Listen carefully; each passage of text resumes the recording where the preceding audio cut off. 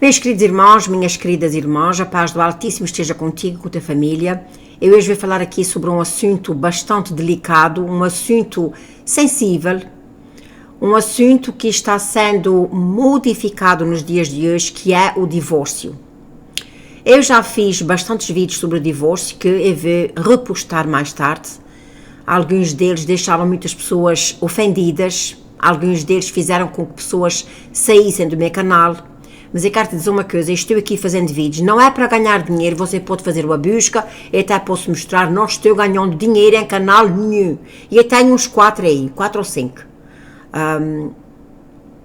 Primeiro, não é para fazer dinheiro. Segundo, não é para ganhar fama, porque eu quero diminuir e eu quero que o nosso Pai Celestial cresça. Também quero que cresça a santidade e a união entre um casal.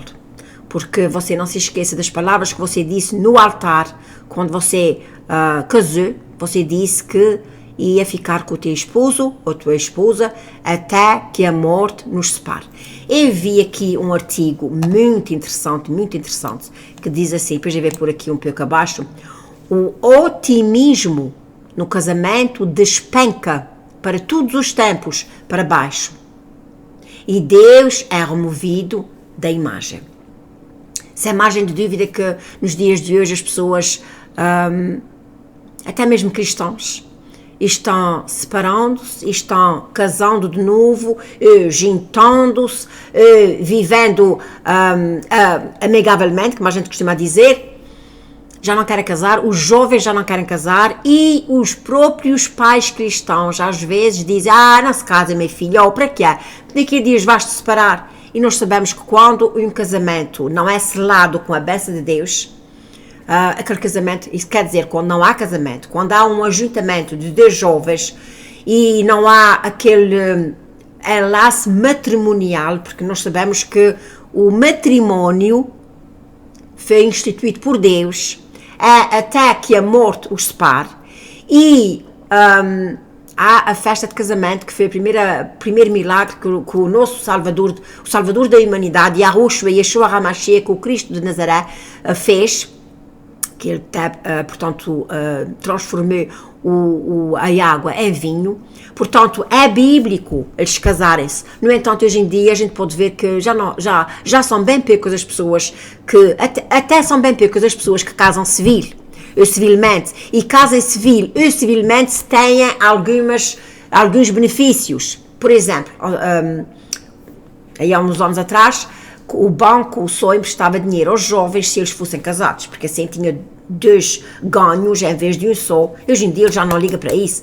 Tudo isto está trabalhando conjuntamente para que ninguém se case e para que as pessoas vivem assim amigavelmente. Mas o que eu estava a dizer é que infelizmente, os jovens, quando não se casam, eles têm uma raiz solta daquele relacionamento. Isso quer dizer, se alguma coisinha não der certo, eles levantam voo e voam. E quando a pessoa se casa, a pessoa já tem mais uma responsabilidade. Já vai ser mais gastos de dinheiro para desfazer os papéis, mais isso, mais aquilo. E então, muitos deles, quando já estão casados, já sentem mais o peso da responsabilidade e de repente acabam por ficar. Ao passo que aqueles que não querem, a primeira coisa, um jovem quando não quer casar, ele quer dizer que não tem um relacionamento sério com aquela pessoa. Isso é para já. Se você é um jovem que não quer casar, você está declarando que você não quer ter um relacionamento sério e eternamente, até que a morte separe com aquela pessoa. E hoje em dia eu sei que há pessoas, há jovens, moças, mesmo rapazes, que querem casar, mas um deles não quer. E a família diz, para que casar, é tanto dinheiro envolvido, depois se não dá certo, vai tudo para água abaixo. Meus queridos irmãos, minhas queridas irmãs, tenham muito cuidado como é que você está incentivando e influenciando os seus filhos. Porque você pode estar empurrando para a boca de lobo sem querer. Só eu vou ler aqui um versículo das Sagradas Escrituras, eu vou orar e depois vou ler com vocês este documento que eu achei muito importante. Tirei de um artigo, tirei de um canal cristão e você vai ver o que é que está se passando neste mundo. Primeiro eu vou ler um versículo das Sagradas Escrituras que todos nós conhecemos, que diz assim, Mateus 19, 6. Assim, eles já não são dois, mas sim uma só carne, portanto o que Deus uniu, ninguém separe. E também diz que o casamento deve ser honrado por todos, o leito conjugal conservado puro, pois Deus julgará os imorais e os adúlteros. Portanto, aqueles que não se casam, mas estão vivendo juntos, são imorais e adúlteros. Eu vou orar ao Altíssimo. Meu querido Pai Celestial, dá-me sabedoria e discernimento para que eu possa falar palavras ungidas, que possa tocar nas pessoas que ainda estão vivendo amigadas e que possam se casar, Pai Santo, com a Tua bênção, com a Tua proteção divina, Senhor. Aqueles que estão pensando em divorciar-se, que o Teu Espírito Santo os possa convencer daquele juramento que eles fizeram quando disseram que iam ficar juntos até que a morte os separe, Pai Santo, Senhor. E aqueles jovens que estão vivendo juntos, Senhor, Pai Santo, toca neles, Pai Santo, Senhor, ajuda-os, Senhor, que eles possam realmente a fazer conforme a Tua palavra, unirem-se um ao outro e ficarem uma só carne. Guarda-nos das armadilhas do inimigo, há tantas armadilhas, Pai Santo, Senhor. Glória seja dada ao Teu nome, em nome de Yahushua, Yeshua HaMashiach, que te agradeço, Pai Santo, Senhor. Amém. Vamos então ler aqui este artigo muito interessante que eu achei interessantíssimo.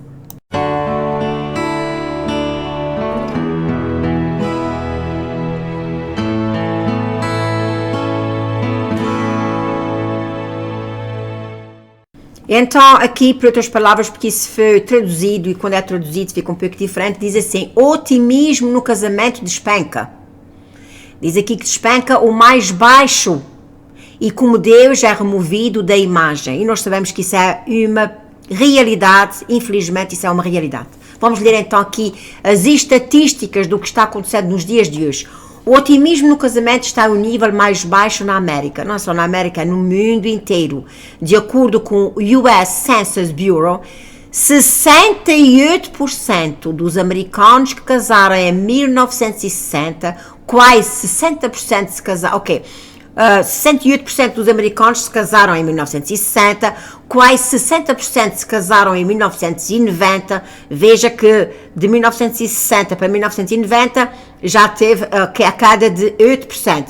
E apenas 51% se casaram em 2021. 51%. Ok. Resta nós lembrarmos-nos de que aqui já está incluído os casamentos dos homossexuais, porque eles têm aquela tendência para casarem, para esfregarem na cara das pessoas que eles estão casados.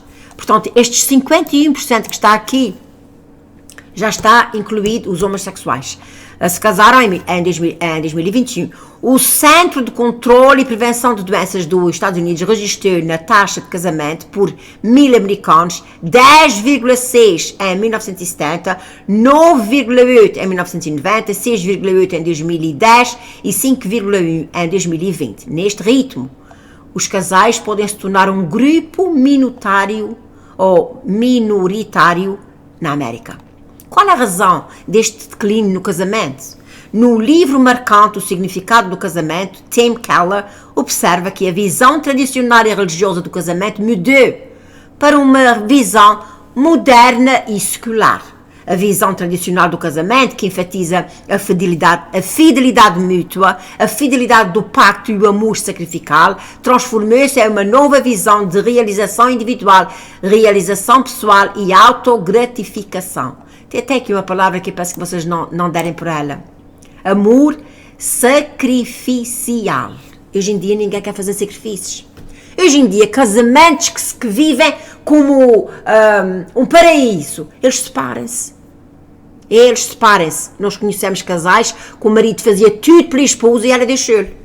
Por outro, que não presta para nada, mas pronto.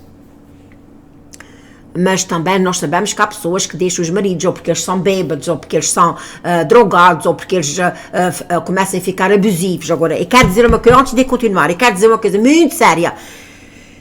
Eu estou com as Sagradas Escrituras. Eu acredito que nós devemos fazer sacrifício para salvar o nosso casamento, sim. Especialmente se você tem filhos, ou que não tenha. Tem que fazer um sacrifício para...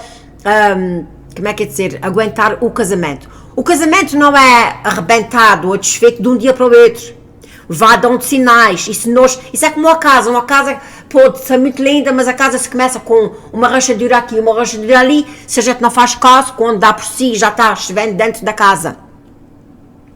Eu sou a prova viva de que, através de sacrifícios, tanto meu como do meu marido, a gente, com a ajuda do Altíssimo, com o nosso Pai Celestial sempre, segurando o nosso casamento, por isso um casamento nunca é feito a 2, tem que ser feito a 3. Deus, você e o seu marido ou a sua esposa.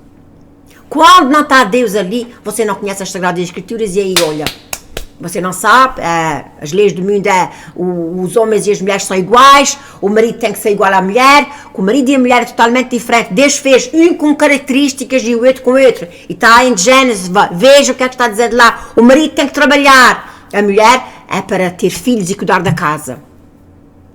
E venho dizendo isso há muitos anos.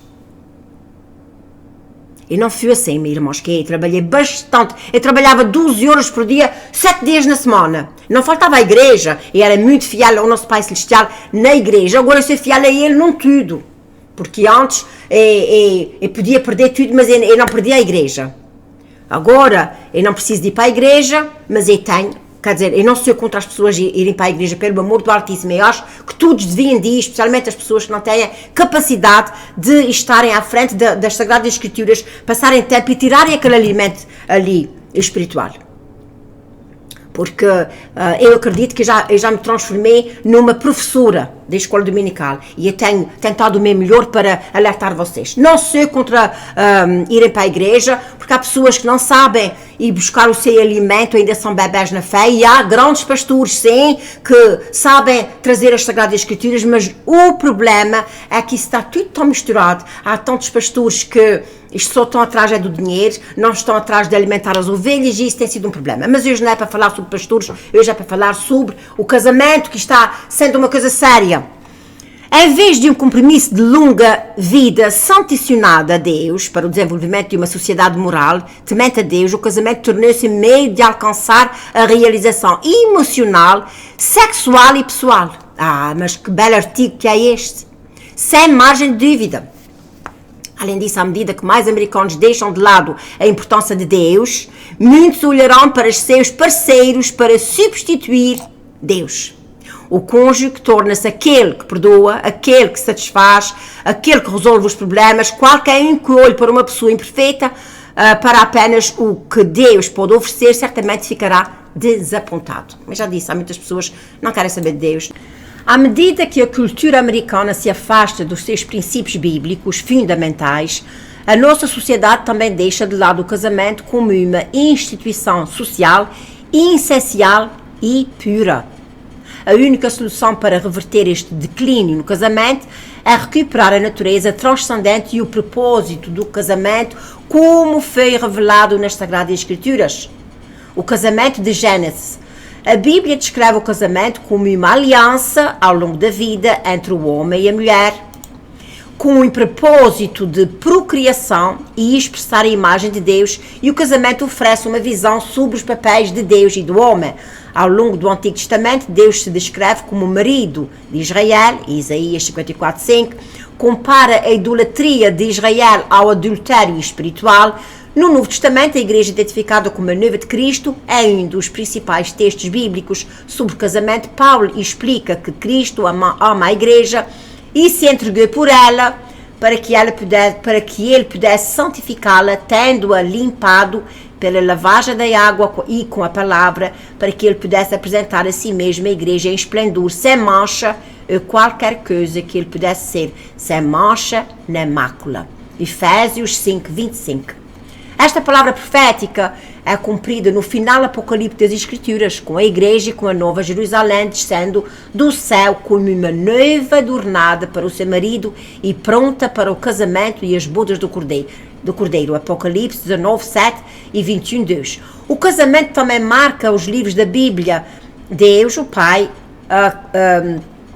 portanto, do casamento com Adão e Eva, no primeiro casamento da história, e Deus, o Pai, no casamento de Cristo e a sua igreja, na ceia do casamento do Cordeiro, para terminar o seu plano eterno. E Deus colocou Adão para dormir, pegou numa costela, formou-lhe uma contrapartida adequada. Da mesma forma, Deus, o Pai, colocou o seu Filho para dormir na cruz e formou a igreja para Cristo. Mas que coisa de linda! Ele está dizendo que da mesma maneira como Deus pôs Adão a dormir para tirar dele a mulher, também quando Cristo morreu e ressuscitou, foi tirado dele, foi através dele que foi criada a igreja. O casamento é o retrato do plano fundamental misterioso de Deus para unir Deus e o homem como uma identidade. Gênesis 2:24. Deus afirma, portanto, o homem deixará seu pai e sua mãe e deve apegar-se à sua esposa. Eles se tornarão uma única carne. Esta união descreve o tipo de relação que Deus deseja ter com o homem.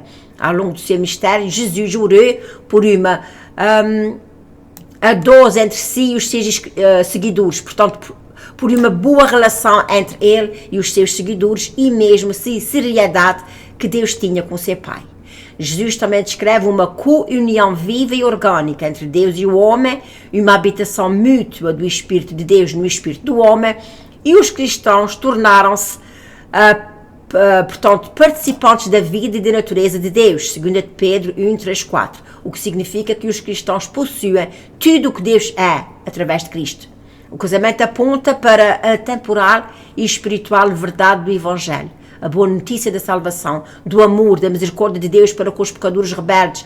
Ao participar do drama do casamento de Deus, ou de casamento, os cristãos estão vivendo o plano mestre de Deus. Como o Senhor Jesus amava a sua própria noiva, dando-se por ela na cruz, o marido deita a sua vida diariamente para a sua esposa. À medida que a igreja confia e se submete ao seu Salvador, a esposa confia e se submete ao marido. E aí é que está a grande coisa. Vocês prestaram atenção ao que é que eu li, o último parágrafo, deixa-me ler de novo, diz assim, olha... como o Senhor ama ou amava a sua amada noiva, dando-se por ela na cruz, o marido também deita a sua vida diariamente para a sua esposa. À medida que a igreja confia e se submete ao Salvador, ao seu Salvador, a esposa deve confiar e se submeter ao marido.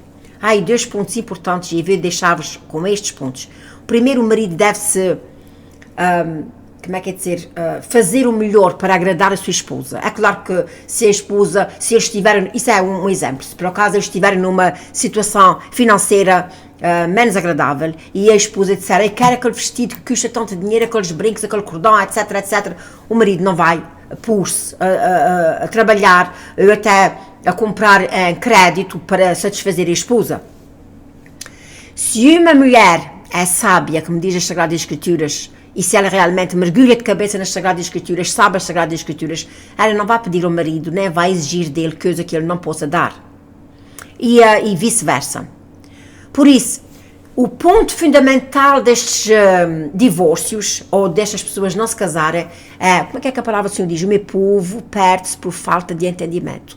Eles não têm entendimento das Sagradas Escrituras, não querem saber, e aquilo que eles sabem, eles não querem fazer.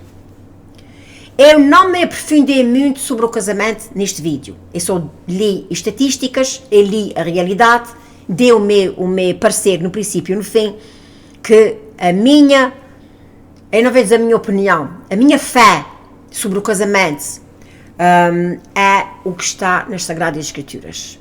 Um casamento não é fácil. Tem boas coisas, tem más coisas, mas é das boas e das más. Aliás, houve um grande pregador que disse assim, o casamento é como um batimento cardíaco. Vai abaixo, vai acima, vai abaixo, vai acima. Quando ele estiver sempre direito, ou a pessoa está morta. Há coisas boas, há coisas menos boas. A gente deve de crescer e aprender um com o outro, à maneira que vai crescendo. O marido tem que moldar-se à esposa, a esposa ao marido, para fazerem um só. No meio, para moldar e para ficar um só, tem que estar Cristo. O problema é que hoje em dia é assim, os casamentos é assim, nosso chegamento para aqui, nosso chegamento para aqui. Tu pegas metade de dinheiro, compras as tuas compras, eu vou comprar as minhas, a gente paga metade da casa, metade do carro, Isso não vai dar certo, isso aí já há uma separação. E hoje em dia é assim. E ainda há pior ainda há aqueles casamentos que eles dependem dos pais. Não posso pagar a renda assim, mas a irmã pode me emprestar dinheiro, papá pode emprestar. Ele já sabe que aquele emprestar é o emprestadado, aquilo é emprestadado. E depois se os pais não pedem, os filhos também acabam por não dar, mais cedo ou mais tarde isso é meio, e vamos andando assim. Há muita coisa que nós precisamos de aprender. A primeira, temos que aprender o que é que as Sagradas Escrituras dizem, o que é que o nosso Pai Celestial diz sobre o casamento. Se ele diz assim, não importa que o mundo diga o contrário, não importa que você viva situações difíceis, você tem que trabalhar juntamente com o seu marido para endireitar essa situação. Mas meu marido não era bêbado quando casou comigo e depois fiquei bêbado. Será que você passou tempo suficiente no namoro para conhecer o teu marido? Aí é que está a situação, que muitas pessoas hoje se casam. Casamentos de panela de pressão. Pronto, no primeiro dia, se o preciso, já vão para a cama com ele, e algumas até ficam grávidas, etc, etc, etc. Isto são momentos que a pessoa tem que amarrar as suas paixões, como diz as Sagradas Escrituras, e não se deixar levar, porque senão, olha, há ações e decisões tão grandes, que você pode tirar benefício delas para o resto da vida, assim como você pode tirar graves consequências para o resto da vida. Por isso, pese bem, estude bem o seu marido e a esposa e a noiva, o seu noivo. Veja qual é o caráter dele. Não se encante pela boniteza, pelos músculos, Não, meus irmãos, isso é outra coisa que está levando centenas de jovens e também de pessoas adultas para o buraco. Hoje em dia, a aparência é tudo. A pessoa pode não prestar para nada, nem ela. Não gosta de trabalhar, mas ela é muito linda. E ela olha para ele, fica tudo hipnotizada. Tu és tão lindo. E depois, olha, vem as consequências.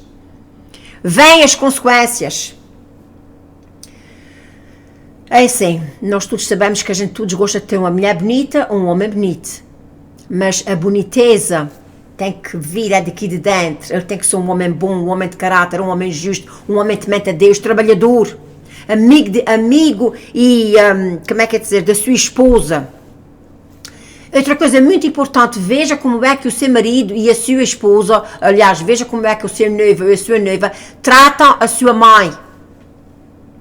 Porque em geral, quase sempre, não vou dizer sempre, mas quase sempre, do jeito que eles tratam a sua mãe, é do jeito que eles vão tratar a sua esposa ou o seu marido mais tarde.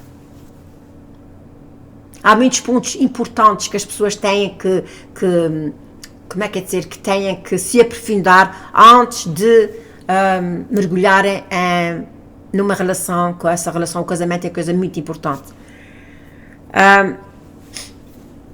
Há padres que antigamente davam cursos para os noivos casarem. Eles, como não sabem nada da vida de casado, e as próprias Sagradas Escrituras dizem, como é que tu vais ensinar alguém se tu não és casado? Isso está nas Sagradas Escrituras. Tudo o que eu digo agora, estes conselhos que eu estou dando a vocês agora, que você pode negar se quiser, mas estes são conselhos que valem ouro. E há pessoas que estão sentadas em cadeiras, em escritores, dando conselhos que não prestam para nada e ganham de montanhas de dinheiro. Este é dando esses conselhos de graça. Mas já me fugiu o que é que eu ia dizer. Tente ver que tipo de homem ou mulher você está se relacionando antes. E hoje em dia, meus irmãos, já está tudo mais furado do que, nem sei explicar a palavra para dizer, mais do que isso, olha. Isto que está aqui, está cheio de fios porque abaixo, vocês estão vendo, cheio de fios porque abaixo, isto foi um curso que eu tirei em 2000, mas o que eu quero dizer a vocês é o seguinte, antigamente uma mulher que perdia a virgindade, já ninguém a queria, e era muito raro ela casar, e ela se casasse quase sempre era com um divorciado, ou com um viúvo, etc. Hoje em dia, quanto mais furada, mais apreciada, e se tiver filhos às vezes ainda é melhor. Não há nada de errado uma mulher que tem um filho que por acaso casou, o marido morreu, coisa assim, sim senhor, mas pense bem, pondere, leve a tua situação ao nosso Pai Celestial. Senhor, quem é que tu estás preparando para mim? Eu lembro-me tanto, que era assim, devia ter uns 14, 15 anos, já estava começando a pensar em namoricos, E eu dizia assim, Nosso Senhor, quem será que vai ser o meu marido? Quem será que vai ser o meu marido? E punha-me a pensar isso. Quem será que vai ser o meu marido? O meu casamento é um casamento com grandes altos e grandes baixos. Grandes altos, grandes baixos. Aquilo é um desses 100, olha. Há bocadinho eu disse que o tal pregador, eu penso que foi o Billy Graham, se não me engano, não tenho a certeza, que disse que um casamento não pode ser assim. Se for uma linha reta, eu não sei se você percebe como é que é, do batimento cardíaco, mas o batimento cardíaco tem que estar pi, pi, pi, pi, pi, pi, pi. Se quando fizesse pi, a pessoa está morta. Mas o meu, olha, teve assim grandes e grandes e grandes. Mas eu quero te dizer uma coisa, nestes grandes estudos, tanto nos altos como nos baixos, eu aprendi muito. E uma árvore, quando é submetida a grandes tempestades, ela aprende a aprofundar as suas raízes para não quebrar. Foi isso que eu e mais meu marido fizeram com a ajuda indispensável do nosso Pai Celestial. Várias vezes tinha problemas graves e o Senhor dizia a mim coisas que Ele me dizia para fazer para que o nosso casamento não fosse por água abaixo. Teve quase para um fio assim, para ir por água abaixo. Mas agora Ele deu graças ao Altíssimo, que Ele deu vida ao nosso Pai Celestial, não foi a mim, porque Ele dizia assim, não, eu não mereço, eu não posso. Eu. A palavra do Senhor diz, não eu, mas o nosso Pai Celestial. Meus queridos irmãos, minhas queridas irmãs, eu não sei qual é o teu problema. Eu sei que para todos os divórcios há uma explicação. Para todos os divórcios há uma explicação. Foi por causa disso, foi por causa daquilo, isso, aquilo outro. Mas a pergunta que não quer calar é esta. Será que você fez o ser possível e quase o impossível para salvar esse casamento? Se você começasse a tratar desta ferida, casamento, numa ferida, se você começasse a tratar desta ferida logo no princípio, desinfetando e não deixando que bactérias infiltrassem nela e fizesse dela uma ferida incurável, talvez você tivesse salvado o seu casamento, que foi o que eu fiz. Há coisas que naquele tempo que a gente tivemos para separar-se, que o meu marido ainda faz nos dias de hoje. Mas o nosso Pai Celestial já me deu uma nova mente para eu olhar para aquilo de uma maneira diferente e não é fácil, mas pronto, ele não é perfeito, eu também não sou, mas ele já me deu muito glórias ao Altíssimo, muita oração, os meus joelhos estão calejados, eu não mostro aqui porque enfim, estão calejados, oração, ora ao Senhor, mas não deixes que o diabo desfaça o casamento. O nosso Pai Celestial não gosta de casamento, do divórcio, não aprova o divórcio. E deixa-me ver aqui se eu tenho aqui algum versículo. O casamento deve ser honrado por todos, o leito, como eu já disse, o leito conjugal conservado. A mulher exemplar é a coroa do marido, mas a de comportamento vergonhoso é como o câncer nos seus ossos. Mulheres, é isso que eu vou deixar aqui. Sujeite-se cada um ao seu marido, como ao Senhor. Pois o marido é a cabeça da mulher, como também Cristo é a cabeça da igreja, que é o corpo do qual Ele é o Salvador. Assim como a igreja está sujeita a Cristo, também as mulheres estejam sujeitas aos seus maridos. E para os maridos, porque senão os maridos iam me dar um tiro. Começa para a mulher e para a gente, não vais dar nada. Vê? Marido. Olha, o que eu disse agora, mulheres sujeitas ao seu marido, está em Efésios 5, 22, 24. Deve por estes dois versículos no vídeo. Agora para o homem. Vocês que vejam só. Para o homem. Isto está em Efésios 5, 25 a 30. Diz assim. Marido, ame cada um a sua mulher. Não a mulher do outro, a sua mulher. Assim como Cristo amou a igreja e entregou-se por ela para santificá-la, tendo-a purificado pelo lavar da água mediante a palavra, e para apresentá-la a si mesmo como igreja gloriosa, sem mancha, nem ruga, coisa semelhante, mas santa e inculpável. Da mesma forma, o marido deve amar cada um a sua mulher como o seu próprio corpo. Quem ama a sua mulher, ama a si mesmo. Além do mais, ninguém jamais odiou o seu corpo. Antes o alimenta e dele cuida, como também Cristo faz com a igreja, pois somos membros do seu corpo. Eu vou voltar ao princípio do versículo. Marido, ame cada um a sua mulher, assim como Cristo amou a igreja e entregou-se por ela para santificá-la. O marido tem um grande trabalho, entregar-se para santificar, para cativar, para mimar a esposa. Há mulheres que gostam muito de mimos. E mulher, sujeite-se ao seu marido. Sujeite-se ao seu marido, como ao Senhor. Pois o marido é a cabeça da mulher. Não, irmã Lúcia, isto já não se usa. Estou aqui, como eu já disse, não é para ganhar dinheiro, não é para ganhar fama, não é para ganhar, estou aqui para ganhar pessoas para Cristo. Que o Altíssimo vos abençoe e fique na paz do Criador dos céus e da terra.